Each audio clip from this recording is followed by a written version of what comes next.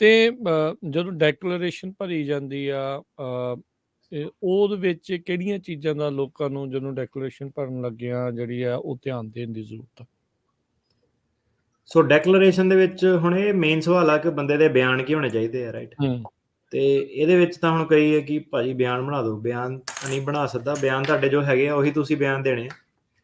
ਤੇ ਦੂਜਾ ਇਹ ਹੈ ਕਿ ਕਈ ਬਾਹਰੋਂ ਇੱਧਰੋਂ ਟਰਾਂਸਲੇਟਰਾਂ ਇੰਟਰਪ੍ਰੇਟਰਾਂ ਤੋਂ ਬਣਾ ਲੈਂਦੇ ਆ ਬਿਆਨ। ਤੇ ਬਿਆਨ ਹੁਣ ਜਿੱਦਾਂ ਓਰੀਗਨ ਕੋਰਟ ਨੇ ਫੜਿਆ ਕਿ ਯਾਰ ਤੁਹਾਡੇ ਸਾਰਿਆਂ ਦੇ ਸੇਮ ਬਿਆਨ ਆ, ਹਰੇਕ ਦਾ ਉਹੀ ਕਿ ਇੱਦਾਂ ਹੋ ਗਿਆ ਉੱਦਾਂ ਹੋ ਗਿਆ, ਮੈਂ ਗੁਰਦੁਆਰੇ 'ਚ ਜਾ ਕੇ ਪਾਰਟੀ ਜੁਆਇਨ ਕਰ ਲਈ, ਮੈਨੂੰ ਸਰੋਪਾ ਪਵਾਤਾ, ਫਿਰ ਮੇਰੇ ਤੇ 2 ਵਾਰੀ ਹਮਲਾ ਹੋਇਆ, ਫਿਰ ਮੈਂ ਚੱਲ ਗਿਆ ਰਿਸ਼ਤੇਦਾਰਾਂ ਦੇ ਘਰੇ ਲੁਕ ਗਿਆ ਉੱਥੋਂ ਦੀ, ਫਿਰ ਮੈਂ ਅਮਰੀਕਾ ਆ ਗਿਆ, ਹੈ ਨਾ। ਸਾਰੇ ਮਤਲਬ 19 ਸੋ ਇਹ ਹੈ ਕਿ ਜੱਜ ਵੀ ਸੁਣ ਕੇ ਅੱਕ ਗਏ ਆ। ਜਿਹੜੀ ਤੁਹਾਡੇ ਬਿਆਨ ਆ ਨਾ, ਤੁਸੀਂ ਜਿਹੜੇ ਆਪਣੇ ਬਿਆਨ ਆ ਆਪਣਾ ਦੱਸੋ ਕਿ ਮੇਰਾ ਭਾਈ ਆਹ ਬਚਪਨ ਸੀਗਾ, ਇੰਨੀ ਜਮਾਤਾਂ ਮੈਂ ਪੜ੍ਹਿਆ, ਮੇਰੇ ਘਰੇ ਮੇਰਾ ਪਿਓ ਸੀਗਾ, ਭੈਣ ਭਰਾ ਜੋ ਵੀ ਸੀਗੇ, ਆਹ ਸਾਡੇ ਪਿੰਡ ਦੀ ਲੋਕੇਸ਼ਨ ਆ, ਆਹ ਸਾਡੇ ਧਾਰਮਿਕ ਵਿਚਾਰ ਆ, ਬਾਪੂ ਨਾਲ ਖੇਤੀ ਕਰਦੇ ਸੀ ਉਹ ਦੱਸੋ, ਨਹੀਂ ਕਰਦੇ ਸੀ, ਪੜ੍ਹਨ ਲਿਖਣ ਵਾਲੇ ਸੀ ਉਹ ਦੱਸੋ ਆਪਣਾ, ਹੈ ਨਾ, ਕਿੰਨੀ ਜਮਾਤਾਂ ਪੜ੍ਹੇ, ਕਾਲਜ ਗਏ, ਸਾਰਾ ਆਪਣੀ ਡਿਟੇਲ ਆ ਪੂਰੀ ਪਰਸਨਲ ਲੈਵਲ ਤੇ ਦਿਓ ਕਿ ਜਿਹੜਾ ਜੱਜ ਜਦੋਂ ਉਹਨੂੰ ਪੜ੍ਹੂਗਾ ਉਹਨੂੰ ਇਹ ਲੱਗ ਰਿਹਾ ਕਿ ਯਾਰ ਇਹ ਬੰਦਾ ਆਪਣੇ ਬਾਰੇ ਗੱਲ ਕਰ ਰਿਹਾ। ਫਿਰ ਉਹ ਤੁਹਾਡੇ ਡਿਗਰੀ ਸਰਟੀਫਿਕੇਟ ਨਾਲ ਮੈਚ ਹੋਊਗੇ, ਤੁਹਾਡੀ ਟਾਈਮਲਾਈਨ ਨਾਲ ਮੈਚ ਹੋਊਗੇ, ਤੁਹਾਡੇ ਆਧਾਰ ਪੈਨ ਕਾਰਡ ਨਾਲ ਮੈਚ ਹੋਊਗੇ ਕਿ ਇਹ ਬੰਦਾ ਆਹ ਲੋਕੇਸ਼ਨ ਤੇ ਇਦਾਂ ਕਰਕੇ ਰਹਿੰਦਾ ਸੀਗਾ, ਹੈ ਨਾ। ਤੇ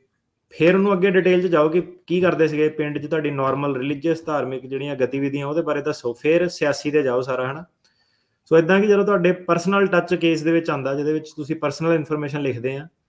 ਉਹਨੂੰ ਜਿਹੜਾ ਹੈਗਾ ਉਹ ਜਦੋਂ ਸੁਣਦੇ ਆ ਕਿ ਬਈ ਹੁਣ ਜੇ ਕੋਈ ਬੰਦਾ ਕਹੇ ਮੈਂ ਕ੍ਰਿਸਚਨ ਬਣ ਗਿਆ, ਉਹਨੂੰ ਉਹ ਪੁੱਛੂਗੇ ਕਿ ਬਈ ਤੂੰ ਕ੍ਰਿਸਚੀਅਨਟੀ 'ਚ ਕਿਉਂ ਕਨਵਰਟ ਕੀਤਾ। ਹੁਣ ਇੱਕ ਬੰਦਾ ਜਿਵੇਂ ਕਹਿੰਦਾ ਕਿ ਮੈਂ ਜਾ ਰਿਹਾ ਸੀ, ਮੈਂ ਚਰਚ 'ਚ ਫਲਾਨਾ ਸੁਣਿਆ, ਮੈਨੂੰ ਇਦਾਂ ਹੋ ਗਿਆ, ਹੈ ਨਾ, ਮੈਂ ਕ੍ਰਿਸਚਨ ਬਣ ਗਿਆ, ਉਹ ਇੰਨਾ ਬਿਲੀਵੇਬਲ ਨਹੀਂ। ਹੁਣ ਜੇ ਬੰਦਾ ਆਪਣਾ ਪੂਰਾ ਬਚਪਨ ਦੱਸੇ ਕਿ ਬਈ ਕਿਉਂ ਤੇਰਾ ਝੁਕਾਅ ਕਿਹੜੇ ਪਾਸੇ ਸੀਗਾ,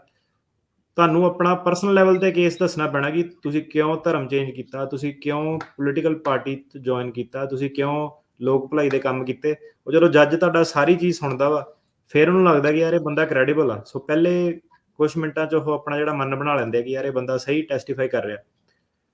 ਤੇ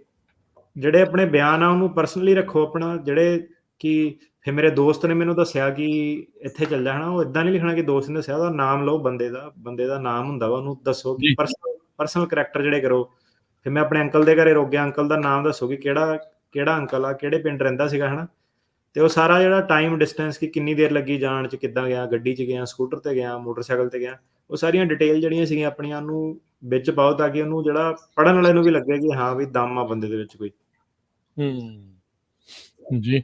ਸੋ ਬਿਲਕੁਲ ਬਿਆਨਾਂ ਦੇ ਉੱਤੇ ਤਾਂ ਬਹੁਤ ਜ਼ਿਆਦਾ ਜਿਹੜੀ ਤਰਜੀਹ ਜਿਹੜੀ ਹੁੰਦੀ ਆ ਕਿ ਜਿਹੜੀਆਂ ਇਸ ਦੇ ਵਿੱਚ ਜਿਹੜੀਆਂ ਹੁੰਦੀਆਂ। ਸੋ ਹੁਣ ਇਹ ਸਾਰੀਆਂ ਚੀਜ਼ਾਂ ਜਿੱਦਾਂ ਦੱਸਤੀਆਂ, ਕਹਿਤੀਆਂ, ਉਹਨਾਂ ਨੇ ਬਿਆਨ ਵੀ ਦੇ ਦਿੱਤੇ,